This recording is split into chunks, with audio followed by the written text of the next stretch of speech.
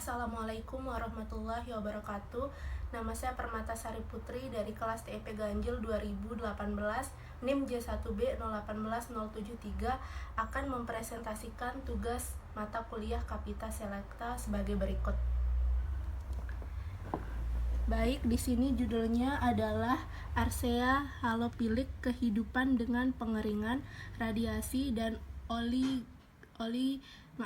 oligotrofi atas waktu geologi dan spray drying untuk enkapsulasi minyak ulasan. Baik, di sini Arsea berkembang di lingkungan dengan konsentrasi garam yang mendekati saturasi seperti air asin alami, danau garam, alkali, laut mati, dan garam surya laut. Mereka juga telah ditemukan di seluruh dunia dalam endapan garam batu dari zaman geologis yang hebat, dari Pliocene 5,3 sampai 1,8 juta tahun hingga Silur 419 juta tahun. Kemudian budidaya pertama mikroorganisme halofilik dari sedimen garam Permian yaitu sekitar 250 juta tahun dilaporkan pada tahun 1960-an 2,3 dan menimbulkan skeptisisme yang cukup besar. Pandangan kritis ini memiliki tidak berubah karena masalah kontaminasi dicurigai dan usia jutaan tahun untuk mikroorganisme yang hidup sulit untuk dibayangkan. Langsung saja. Kemudian halofilik mikroorganisme di evaporate purba telah mengalami lingkungan hipersalin yang dicirikan oleh kekuatan ion yang sangat tinggi, suhu yang tinggi, dan kemungkinan tingkat ultravioletnya yang tinggi radiasi. Penguapan air secara berkala telah terjadi yang menyebabkan konsentrasi garam dan paparan sel terhadap pengeringan. Selanjutnya nutrisi habis dan seiring waktu lingkungan menjadi oligotrofik yang menunjukkan kondisi ketersediaan karbon, fosfat, dan nitrogen yang rendah. Modus bertahan hidup yang terkenal sebagai respon terhadap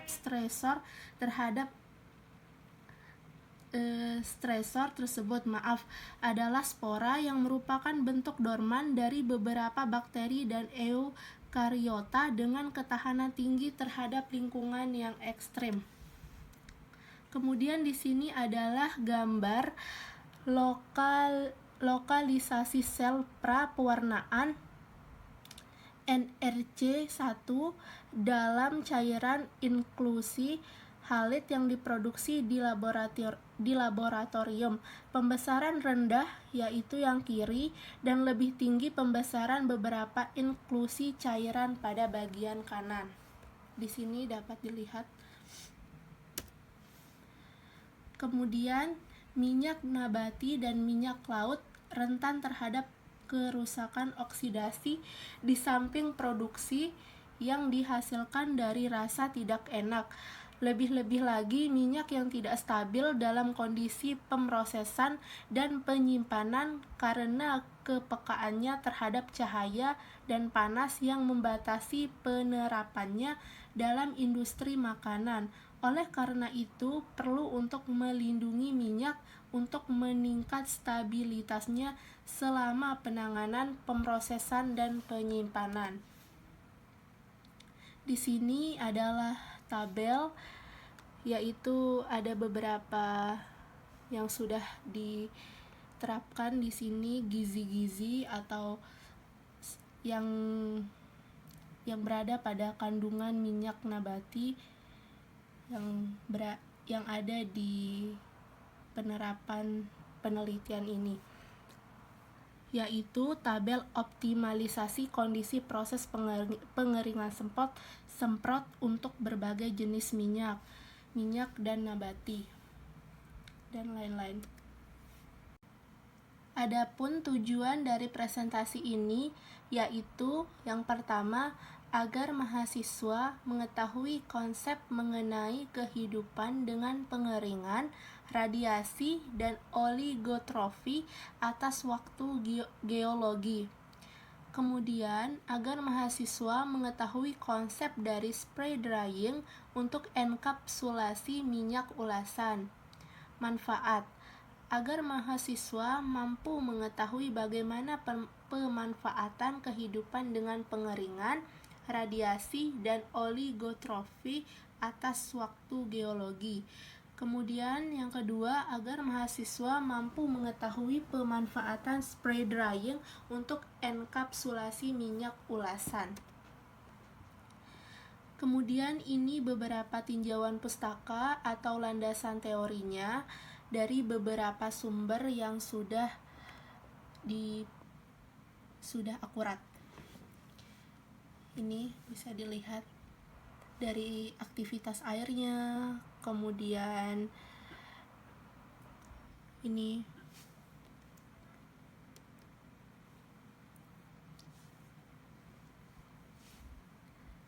sudah ada catatan kakinya.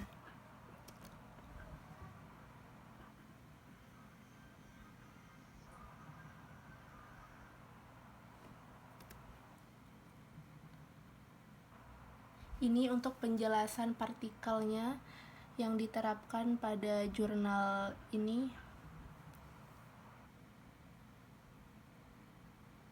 Aktivitas metabolismenya, kemudian untuk mengurangi rasionya,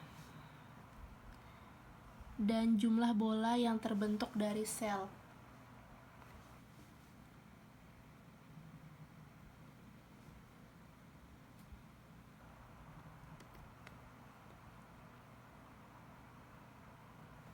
Dilanjutkan dengan dua muatan turunan iradiasi dari HBT, yaitu di sini penjelasannya yang dapat menampilkan nilai D10 mendekati nilai D. Ini lebih ke DNA, yaitu pengeringan dan iradiasi yang menghasilkan pemutusan untai ganda DNA, yaitu untuk menentukan DNA dari suatu produk yang dikeringkan.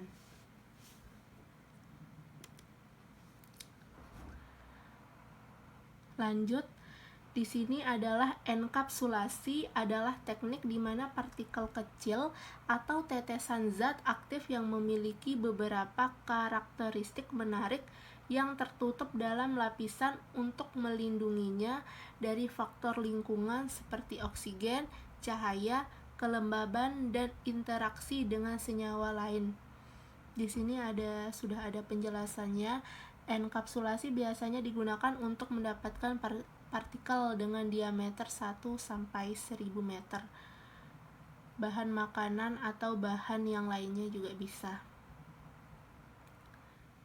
Enkapsulasi ini juga menggunakan pengering semprot yang telah sering digunakan dalam produksi makanan dan skala industri sejak tahun 1950-an. Lanjut.